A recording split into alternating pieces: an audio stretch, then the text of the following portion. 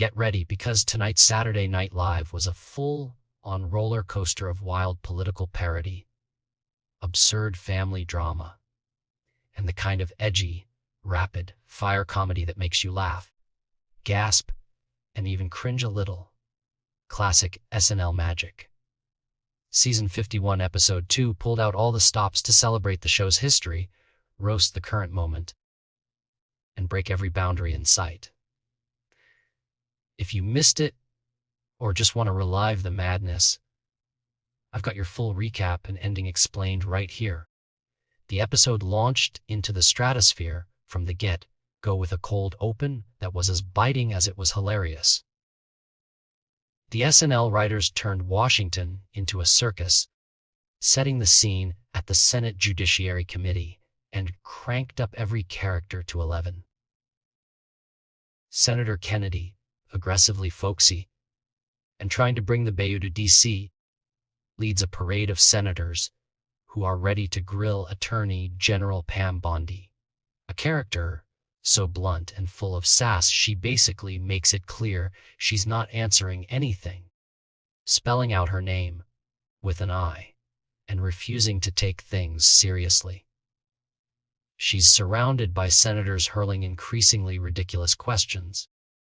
One wants to jump straight to Jeffrey Epstein conspiracies, another's bent on roast-style burns, and the whole thing quickly unravels into a masterclass in insult comedy and political absurdity. Kristi Noem makes a surprise entrance, talking up her qualifications and pitching for ICE agents using ads tailored for big, tough guys who love zip ties more than keys. It's a send-up of government dysfunction that somehow manages to lampoon real issues, shutdowns, troop deployments, scandals, while never losing the thread of SNL's uniquely bonkers energy. With the sketch spinning toward chaos, it all comes together for that incredible SNL rallying cry. Live from New York, it's Saturday night. And just like that, we shift gears for a nostalgic, celebratory monologue from legendary host Amy Poehler. Poehler is absolutely at home, nostalgic, self-deprecating, grateful, and hilariously candid about being still on some of the amazing medications SNL put her on in her early days. She's not plugging a new movie or show this time, but is on a quest for an angel investor for her boutique tequila sodas banned in Connecticut. Poehler uses her spot to reflect on SNL history, poke fun at the changing world, credit cards for women in the 70s were a dream, and encourage anybody watching who wants to chase their dream of being on SNL, even the little robot watching TV who isn't quite ready to write jokes yet. She's charming, heartfelt, and brings an unmistakable old school magic to the stage that feels both comforting and hilarious. From there, the sketches take the audience into some truly weird territory.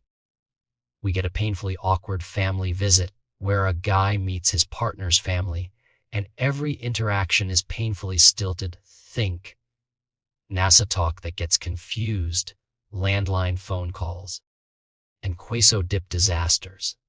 The tension and weirdness escalate perfectly, capturing that uniquely cringy energy of family introductions gone sideways. Next up, there's a satirical ad for non-alcoholic beer, a drink that's basically just regular beer with more alcohol, exploiting the double negative loophole and culminating in a gleefully ridiculous run-in with the police. The premise gets stretched to absurdity, poking fun at health messages, product marketing, and that weird cultural edge where being healthy gets twisted to mean just about anything. Then we rocket into one of the night's fastest, funniest sketches, Miss Lycus, the fast psychic, whose readings are so blunt and speedy, the audience can barely keep up. People come seeking closure about lost loved ones, only to get answers that are either terrifying, your dad drowned, and is now food. Or just plain weird, your biological mom is Hilary Duff, or maybe not. The psychic's hard out at 7 means everything moves at lightning speed, with corrections from last episode randomly thrown in. It's a send up of daytime TV psychics, infused with that signature SNL just keep moving chaos. As always, SNL delivers its take on trending pop culture, parodying prestige TV dramas and reality obsessions. The Hunting Wives, in its second season, is a wild spoof on the current trend of phony Republican murder dramas. The jokes are sharp, the acting intentionally over the top, and every line pokes fun at genre conventions, with characters rebounding from prison, squeezing thighs, and making mimosas Texas style. New arrivals, sexual confusion, and a rapid-fire string of love triangles and murder investigations play out, and the sketch feels like a wild fever dream. Deliberately trashy, knowingly absurd, and absolutely hilarious. One of the best ensemble sketches follows a work presentation at an office where the manager is, wait for it, in labor and determined to power through. The birth unfolds right alongside pitches, graphics, and client meetings, with her Facebook Marketplace doula in attendance and her husband simulating the motion of the tides to help her push. She's so dedicated that even as the baby arrives, she's ready to land that deal, all while colleagues swing through every imaginable awkward and supportive reaction. It's peak SNLD surreal, harebrained, and just relatable enough to hit home for anyone whose work-life balance has ever tipped into madness. With the energy cranked up, musical guest role model takes the stage, performing Wild Things with electric charisma. The song's themes of wild nights and heartbreak mesh perfectly with the show's mood, and the set feels alive, vibrant, and contemporary. The crowd is into it, and the show seamlessly slips into Weekend Update. Weekend Update is sharp as ever.